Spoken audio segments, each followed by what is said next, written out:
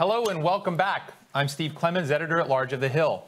We're delighted to have you joining us for America's Unfinished Business, a summit on LGBTQ plus equality. I'd like to thank our sponsors, the Rockefeller Foundation, and also Philip Morris International for their support of today's program. 51 years after the Stonewall riots and a half century after the first New York Pride March,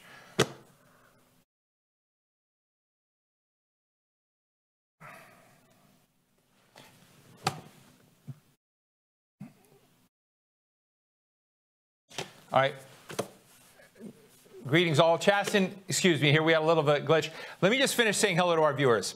This is our third hour of an awesome marathon day where I feel like we ought to be giving them mugs, T-shirts, trophies to all of you who are with us. And I'm so excited about our next session with Chasten Buttigieg, who is about to issue in September 1st a brand new book called I Have Something to Tell. I want to get a signed autographed copy somehow.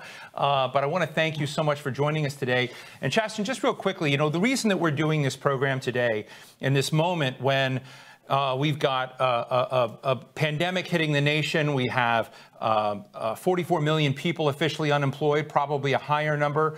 We had the murder of George Floyd and so many other people, half a block right now from Black Lives Matter Plaza in Washington, D.C.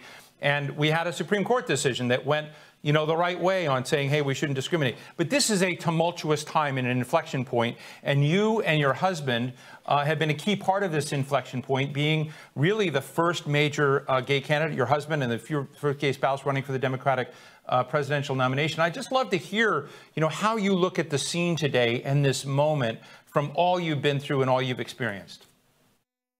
Well, what I see right now in this moment is a lot of people standing up and saying enough. We want to be heard and we demand equal rights, whether that's coming from the Supreme Court decision, which was amazing, but also it is still sort of sad that we are celebrating getting basic human rights. Same thing with the Black Lives Matter movement. Many people standing up and saying enough with the brutality and we are deserving of much more in this country. It's the same thing I saw out on the campaign trail with Peter quite often in many different pockets of this country, people feeling unheard, unseen, and untaken care of by the people we've elected to take care of us. So, I mean, I think what you just said is very powerful, that you're in a way looking forward to the day when being gay, being lesbian, being transgendered is a normal part of our lives and we're not having conferences on it. We put out of business the unfinished business. Yeah. No, absolutely. I mean, in a way, watching the Supreme Court make that decision was very heartwarming, especially as a person who is watching our country still grapple, some people in our country, right? Certain politicians grapple with the idea that other people are deserving of basic human rights. And while I'm extremely grateful for that decision for the Supreme Court, I'm also a little frustrated that we still live in a country where people who are elected to take care of Americans are still making decisions based on the idea that some people aren't deserving of as many rights as others. Look, I think one of the questions I've had over these issues, and I didn't have exactly your experience, but I grew up in an Air Force family. Before I came out, you know, it was complicated. There were, you know, different tensions going on. It was certainly a different era of whether or not I should be paying attention to Washington, D.C. and what it said or not, whether I should be resilient on my own or not. Tell us about your book and the journey you've had and whether or not you think Washington should be a part of this picture or should we be resilient and ignore this town? Well, I grew up in northern Michigan, so I'm not sure how similar the story is to yours, but when I grew up in northern Michigan, the fact was that you just could not be gay. I did not know anyone who was out. I did not know anyone who identified as LGBTQ, and it was a matter of fact that I told myself as a kid growing up that I would lose everything if I were to come out. That's why I ran away from home when I did. And I just grew up in a society, in a bubble that told me something about myself was twisted and wrong. What would have made a huge difference for me is looking up to Washington and seeing leaders in positions of power saying that nothing about me was twisted, nothing about me was wrong, that I was just fine the way that I was, and I was deserving of equal rights, deserving of love. And the fact is, I didn't grow up in that time. And we still are living in a time when many queer people around the country are looking to Washington, looking up to people in positions of power and wondering if they truly get it. And if there even is a place for them in this country. It's what our campaign was about, is about belonging. And it's why I wrote the book, because there are still so many kids who I met on the campaign trail who had very similar stories to mine, who are wondering if they still even fit, if they belong in this country. I wanted to share my story in a way that I hope is helpful to other queer people, probably in a very different way than most people who write a political memoir. I also wanted it to be funny and awkward, because I never got to read books about queer people growing up, or what it's like to fall in love with for the first time, or what it's like to grow up in communities and bubbles that tell you you don't fit. And I just thought it was time to put that story on the page. But I'm glad we're having this opportunity to chat today, because we need to continue to have these conversations and continue to put out those stories, because the fact is we're just not there yet. Look, the reason I asked our team to organize this conference and I reached out to you was I saw this moment as a time of fragile rights about race, about gender, LGBTQ rights, their rights to adopt children, their rights on healthcare, their rights to serve the nation. And a lot of this had seemed like conquered territory before. This is before the Supreme Court decision. The Supreme Court decision caught me a little off guard. But I reached out to you because I sort of felt like we need to remind people that this is a time of fragile rights. And even with the vice president, whom Mayor Pete, your husband, and you are supporting right now, I remember to the day, in fact, I saw him that day when he accidentally said that we should support same-sex marriage before his president was ready to go there. That was perhaps an accidental, perhaps a non-accidental moment. That was fragile at that moment as well.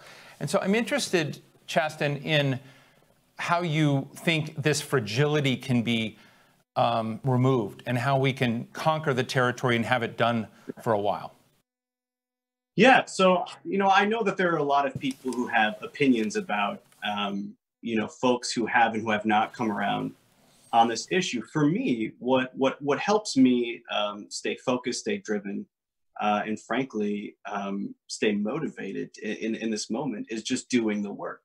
And I'm grateful that the vice president was so vocal about his opinion then, and I'm grateful for all of the growth that has happened since then. I am more worried about people who spend their time policing other people's queerness, their identity, and making other people feel that they don't belong in this community, or that there is a right way and a wrong way to exist, especially when so many people right now are questioning whether they should even exist. I met many of those kids and young people, even people twice my age on the campaign trail, who drove 8 hours to come see Peter and I because they were terrified someone in their own town might spot them at a Pete for America or event, or kids who had to whisper in my ear in front of their family that they couldn't come out. They felt unsafe to come out because of the communities they were living in. It has always been fragile. It just depends on how much of your privilege has gotten in the way of you seeing what's happening to other people. And, as a queer person growing up in this country, it has always been known to me just how fragile it was for me to even exist in the company of other people. But when you think about the 40% of homeless kids on the street today who identify as LGBTQIA, or you think about the violence that is continuously happening to Black trans women around this country, you see that we are so far. We have so far to go, and that it has always been very unstable in this community. And I think many people want to believe that because we were granted the right to marry, that everything is just fine. Well, the right to marry wasn't necessarily the goal for everyone in this community, and I believe that until everyone in this community has equal rights, it's up to the rest of us to continue speaking up, especially those who have more privilege than others. I really appreciate that. I had a conversation earlier in today's program with Amit Paley, who's head of the Trevor Project, and I think he was in law school with your husband.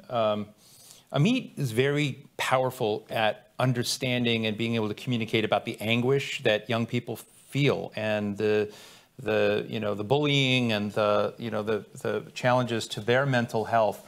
And you've become a celebrity. There's just no doubt about it. How do you stay in touch? Because I hear you talk. It's one of the things I found very compelling about you. You become a person, you've got a spouse who's, famous in the political world, but you become this person who somehow kind of connects with the anguish people feel. And I'm interested in how you maintain that. Well, I know it's an odd question, but I am interested. It's been a weird transition over the year.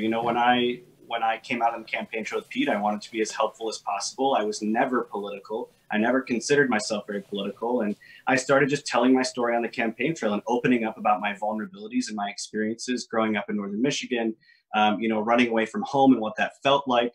The few nights I slept in the back of my car, being a suicidal teenager, wondering what it would ever feel like to be in love or to have the right to marry or have children in this country. And the more I spent time on the campaign trail just telling those stories that I had locked up for so long because I thought they were maybe embarrassing or too vulnerable, I started to realize that, these aren't unique to me. These are uniquely American. So many people have stories similar to mine. And I think that is what helped me connect with a lot of people out in the campaign, is that anguish, that pain, that fear, the confusion about whether or not this country stands for you, whether or not people who are elected into office are going to go to Washington and fight for you. And that's why I spent as much time on the campaign trail as possible. And I loved, touring LGBTQ centers and touring homeless service providers. I toured over 100 centers while I was out on the campaign trail because that was very personal to me. That was part of my story. And I wanted to make sure that people knew where our campaign stood, where my husband stood, and what I would do for them as first gentleman, not only as, my husband as president, but that is how I felt most fulfilled at the end of the day, was continuing to share that story and continuing to show up and see people. I think that is sort of the crux of what is needed right now, is people to continue showing up. Showing up can be many different things. It can be tutoring, mentorship, donating, but you have to show up and actually do the work. And that's why I went out on the campaign trail, because that's what I felt like was the work. It's not enough to just sit behind your Twitter handle or be on social media getting angry. It's very easy to be angry on social media, but you got to go out there and actually do something with it. One of the things I did before today, just to kind of ground myself, is I went back and I saw a couple of videos of the Stonewall riots and the first gay pride parade. And everyone was there, and the transgendered community was leading this in a way. The Black transgendered community was leading it. And it's something I've talked with a number of people today about, whether the LGBT community has been a fair and inclusive community itself, whether it is identified and understood that whereas gay white men like me have secured a lot of rights, whether that has been something that I have been equally concerned about others on the other side of the spectrum on this. And I'm just interested in your scale, if you will, or how you think about we can ourselves be more introspective with our responsibilities and also our salute to people who helped start this rights cause long ago.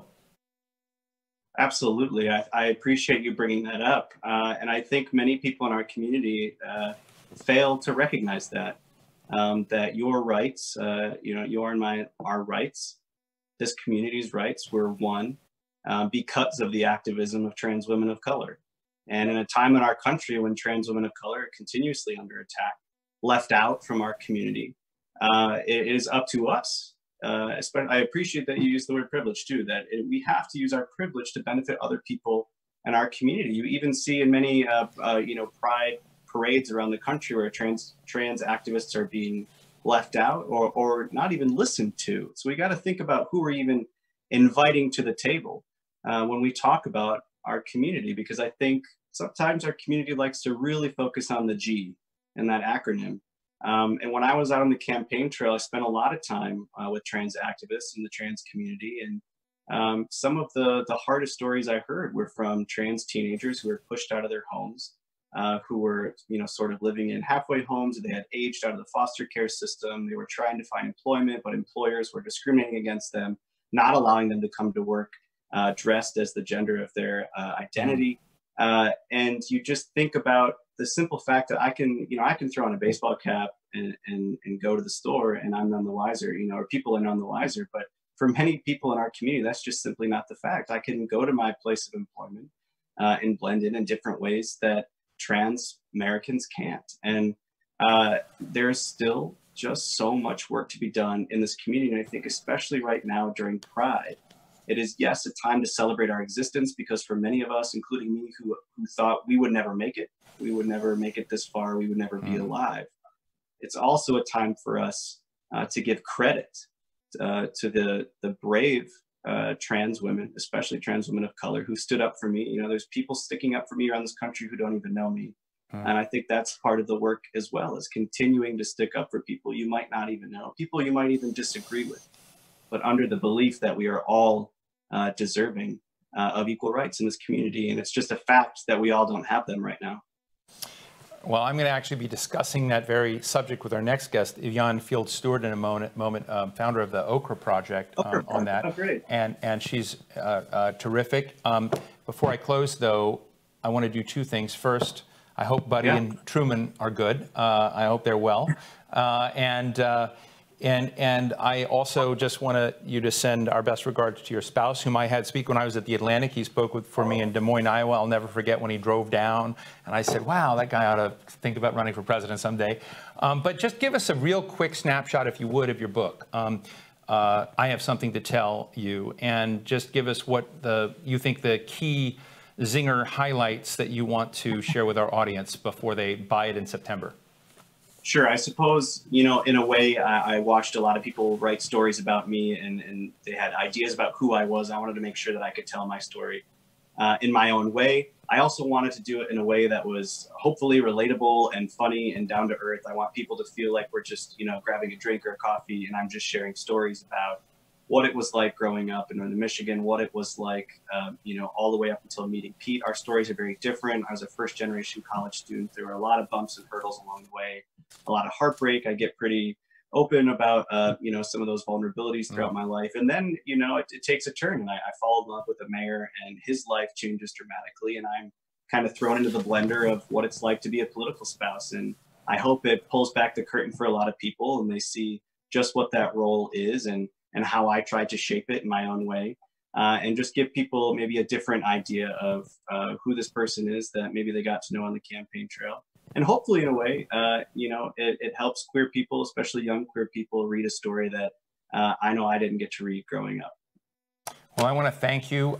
What a privilege to talk for you, and thank you for sharing your insights with us today. And I hope this is the first of many encounters. But Chasten Buttigieg, thank you very much, and good luck with your and your husband's current political efforts. Thank you. Thank you very much. Take care.